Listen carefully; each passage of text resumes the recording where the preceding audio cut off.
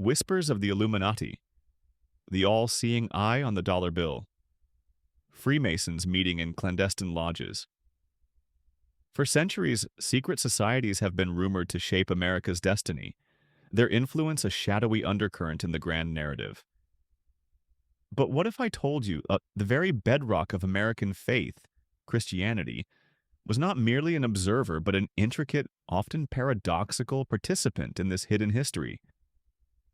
From the Founding Fathers' esoteric leanings to veiled orders within the Church itself, faith and secrecy have walked hand in hand, their intertwined paths forming an enigmatic tapestry across America's past. America, a nation forged in revolution and Enlightenment ideals, developed an enduring fascination with the esoteric. Secret societies offered a unique blend of belonging, ritual, and perceived power, often cloaked in ancient symbolism and moral philosophy. These fraternities provided a structured environment for intellectual discourse and mutual aid, appealing to a populace seeking both community and self-improvement. By the 18th and 19th centuries, groups like the Freemasons, Rosicrucians, and later the Odd Fellows and Knights Templar became deeply embedded in the social and political fabric of the nascent republic. Their lodges, often architectural marvels, served as centers for networking and the cultivation of civic virtue. These organizations were not merely social clubs, they were crucibles where ideas, both secular and sacred, were debated and disseminated. At their core, many of these groups demonstrably borrowed from Christian scripture, allegories, and symbolism, integrating them into their elaborate rituals. The cross, biblical narratives, and even formal prayers before meetings tied them, at least superficially, to the dominant faith of the majority. This syncretic approach allowed them to maintain a veneer of religious respectability while keeping their deeper, often esoteric rituals hidden from public scrutiny and theological critique. The appeal for many was the promise of ancient wisdom, a deeper understanding of divine principles beyond conventional ecclesiastical interpretations. This quest for gnosis, or hidden knowledge, resonated with certain intellectual currents of the era. For historians and theologians, this raises critical questions about the nature of religious identity and the boundaries of orthodoxy in a pluralistic society. These societies often presented themselves as schools of morality, using allegorical dramas to impart ethical lessons. The narratives frequently drew from Old Testament figures and events, such as the building of Solomon's temple, which became a central metaphor for spiritual and societal construction.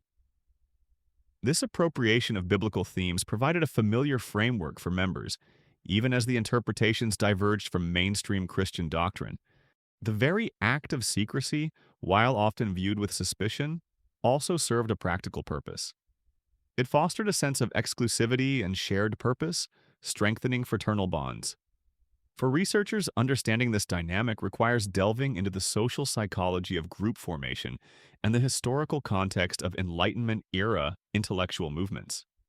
Of all secret societies, none has been more influential or more consistently controversial than Freemasonry. Its ranks boasted an impressive roster of early American leaders, including George Washington, Benjamin Franklin, and numerous signatories of the Declaration of Independence. Their presence in such prominent positions undeniably lent the fraternity an aura of legitimacy and prestige. Masonic ceremonies, steeped in ancient traditions, frequently invoked biblical stories and figures, from the construction of Solomon's temple to the allegorical pursuit of sacred wisdom. These narratives were not merely decorative, they formed the very scaffolding of Masonic moral instruction and philosophical inquiry. The great architect of the universe served as a deistic, yet often Christian-compatible concept of the divine. However, this apparent harmony often masked a profound theological tension. From the 18th century onward, significant segments of Christian churches, particularly evangelical and fundamentalist denominations, began to view Freemasonry with deep suspicion.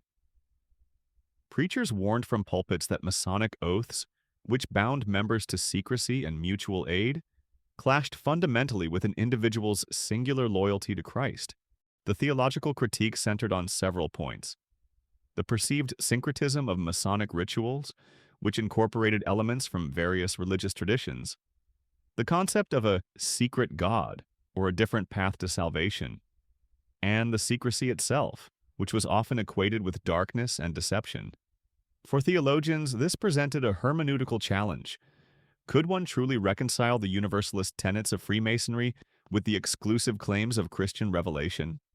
This tension escalated into a full-blown cultural and political phenomenon in the 1820s and 1830s with the rise of the anti-Masonic movement. Fueled by public outcry following the alleged murder of William Morgan, who threatened to expose Masonic secrets, the movement became America's first significant third political party.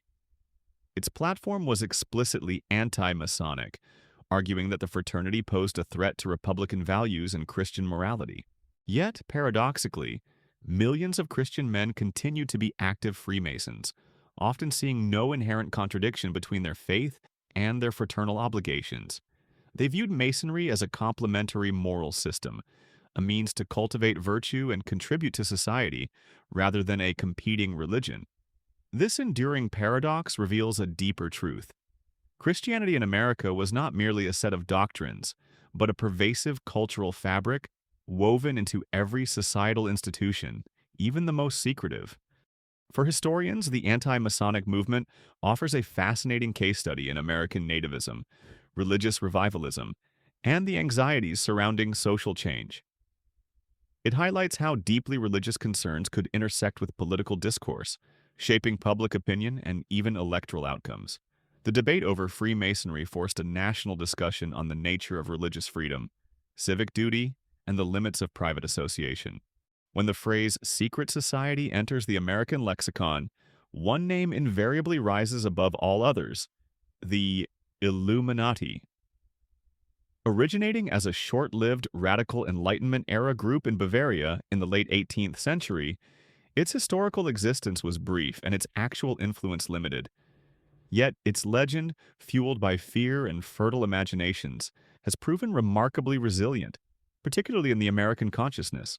Rumors quickly swirled that the Bavarian Illuminati, despite its dissolution, had infiltrated America, seeking to undermine established institutions and traditional beliefs. Some believed it aimed to overthrow Christianity, replacing it with a secular, rationalist order. Others whispered of its clandestine alliance with, or opposition to, the Freemasons, creating a complex web of alleged conspiratorial power. By the 20th century, particularly within certain evangelical and fundamentalist Christian circles, the Illuminati narrative evolved into a potent theological and political warning. Influential preachers and authors began to propagate the idea that the Illuminati was part of a vast, satanic conspiracy designed to destroy faith, establish a new world order, and pave the way for the Antichrist. This apocalyptic framing imbued the conspiracy with profound spiritual significance.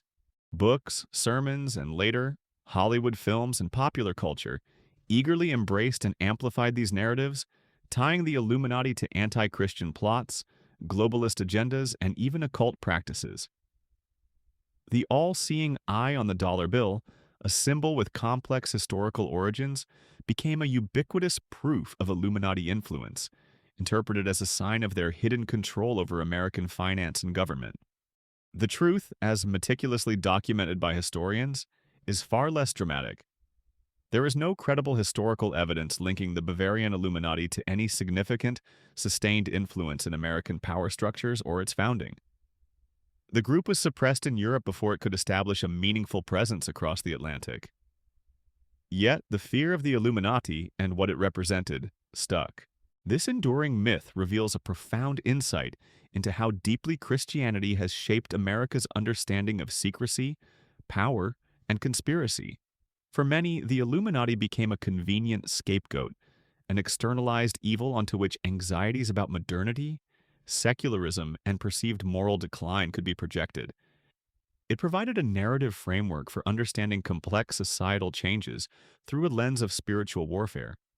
For researchers, the Illuminati myth offers a rich field for studying the sociology of conspiracy theories, the role of religious belief in shaping political anxieties, and the historical evolution of American anti-elitism. It underscores how narratives, even those lacking factual basis, can exert immense cultural power and influence public perception for generations. Herein lies a profound historical irony.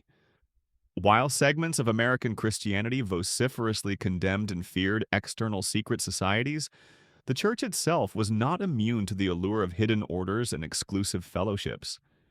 This internal dynamic presents a fascinating paradox for theologians and historians alike. In Catholic America, for instance, the Knights of Columbus emerged as a prominent fraternal benefit society in the late 19th century.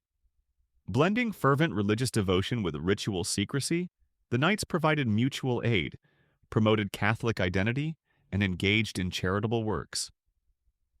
Their elaborate initiation ceremonies and hierarchical structure mirrored in many ways the very fraternities that some Protestants condemned. Yet within the Catholic context, these were seen as legitimate expressions of faith and community. Protestant communities, too, developed their own forms of exclusive association.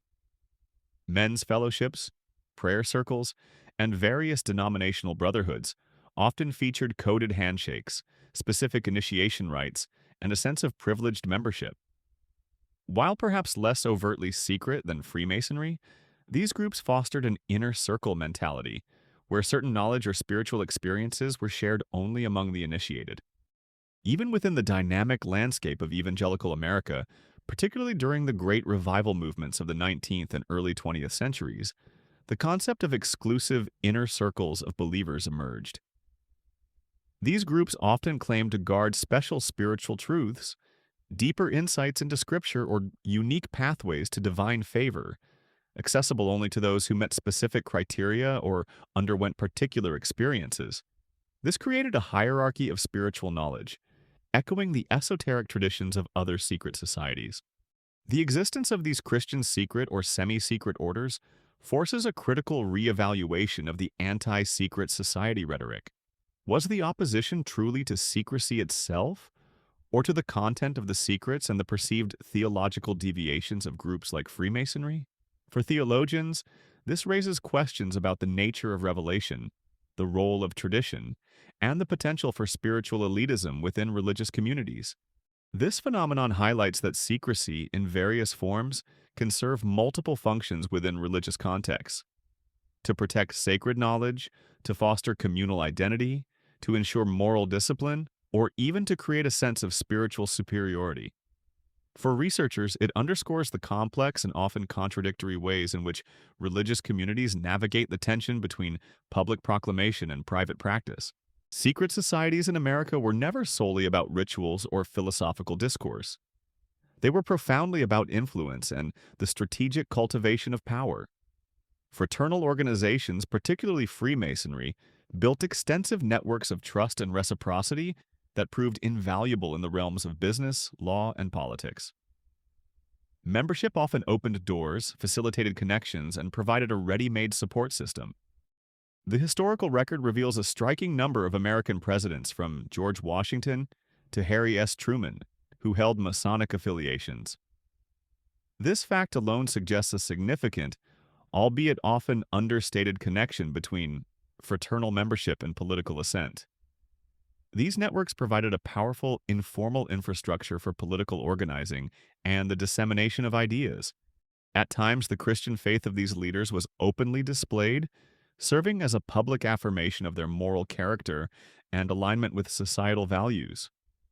At other times, critics and theological opponents questioned whether their loyalty to secret oaths and fraternal bonds might subtly or overtly outweigh their loyalty to God and the principles of their professed faith. This tension between public piety and private association remains a subject of historical debate. Even today, symbols that carry dual meanings, tied to both Christian tradition and secret orders, appear across the American landscape. The Great Seal of the United States, with its iconic eye within a triangle, is a prime example. While officially interpreted as representing divine providence, its visual resonance with Masonic symbolism has fueled endless speculation and conspiracy theories. Similarly, numerous churches across the nation bear cornerstones laid with Masonic ceremonies, subtly intertwining the sacred and the fraternal. This persistent blurring of lines between faith and secrecy, between public declaration and private affiliation, underscores a fundamental aspect of American history. It suggests that power, whether political, economic, or social, has often been negotiated and exercised through channels that are not always transparent. For political scientists and historians, this necessitates a deeper examination of informal power structures and their impact on governance. The interplay between Christian faith, fraternal networks, and political power reveals a complex tapestry where allegiances could be layered and motivations multifaceted. It challenges simplistic interpretations of American history, urging a more nuanced understanding of how individuals navigated their public and private identities within a society deeply shaped by both religious conviction and the allure of hidden influence. Fast forward to the present day, and the intricate connection between secret societies and Christianity remains vibrantly alive, though often in a transformed and highly polarized manner. In contemporary American Christianity, particularly within certain evangelical and fundamentalist circles, the belief that groups like the Illuminati, Freemasons, or the nebulous New World Order are actively plotting against Christian faith and values is widespread. Influential pastors and media personalities frequently preach about end-time conspiracies, linking biblical prophecy to the alleged machinations of shadowy elites and clandestine organizations. These narratives often frame current events, political shifts, and cultural changes as evidence of a grand, orchestrated plan to undermine traditional Christianity and establish a globalist, secular agenda. For a significant segment of believers, secret societies are not merely historical curiosities, but represent the very forces of the Antichrist, actively working to fulfill apocalyptic prophecies. Books, documentaries, and online communities dedicated to Christian conspiracy theories proliferate, offering intricate interpretations that connect ancient prophecies to modern geopolitical events and the supposed influence of hidden powers. Conversely, for other Christians and secular observers, these narratives are viewed as modern myths, a way to make sense of a rapidly changing and often disorienting political and cultural landscape. They are seen as manifestations of anxiety, a search for simple explanations for complex problems, or even as a form of spiritual escapism from the challenges of engaging with the world. This contemporary phenomenon highlights the enduring power of narrative, particularly when intertwined with deeply held religious beliefs. It underscores how historical anxieties about secret societies have been recontextualized within a modern framework of globalism, technological change, and political polarization. For sociologists of religion and cultural studies researchers, this offers a rich area for exploring the intersection of faith, fear, and information dissemination in the digital age. The discussion around secret societies in modern Christianity is not merely an academic exercise. It has real-world implications, influencing political engagement, social attitudes, and even theological interpretations. It reveals a persistent tension between faith and divine providence, and a deep-seated suspicion of human machination, a tension that continues to shape the American religious landscape. So, what does this intricate historical and theological tapestry ultimately reveal about the relationship between secret societies and Christianity in America? Were these clandestine fraternities truly implacable enemies of Christian faith, or were they, in a more complex sense, born out of its very cultural and intellectual milieu? The evidence, upon careful analysis, suggests a nuanced reality encompassing both possibilities. On one hand, secret orders undeniably borrowed heavily from Christian rituals, language, and moral frameworks, often reinterpreting them through an esoteric or universalist lens. This syncretism allowed them to appeal to a Christian majority population while offering a distinct, often more intellectual or philosophical path to self-improvement and spiritual understanding. Their very existence was, in many ways, a testament to the pervasive influence of Christian thought in American society. On the other hand, the inherent secrecy, the perceived theological deviations, and the potential for hidden power structures inevitably bred suspicion and fear within Christian communities. The anxieties surrounding betrayal, spiritual compromise, and the unknown fueled powerful anti-Masonic movements and enduring conspiracy theories. This fear was not merely irrational, It stemmed from a deeply held conviction about the exclusivity of Christian truth and the dangers of spiritual deception. In the end, America's story of faith and secrecy is less about a singular monolithic conspiracy and more about a nation's ongoing wrestling match with fundamental questions of power, belief, and the unknown. It is a narrative of how religious identity, social organization, and political ambition intertwined in ways that were often contradictory, sometimes harmonious, and always profoundly human. The lines between sacred and profane, public and private, orthodox and esoteric have never been clear-cut, but rather a constantly shifting frontier. Secret societies and Christianity are inextricably bound together in America's history, sometimes as allies in civic virtue, sometimes as adversaries in theological debate, but always profoundly intertwined. Their complex relationship reminds us that faith is never merely a private conviction. It shapes nations, inspires communities, and yes, sometimes operates behind closed doors, influencing the very currents of history. This is the Scholar's Ledger, in where history, faith, and power are revealed. Subscribe, share, and join the search for truth.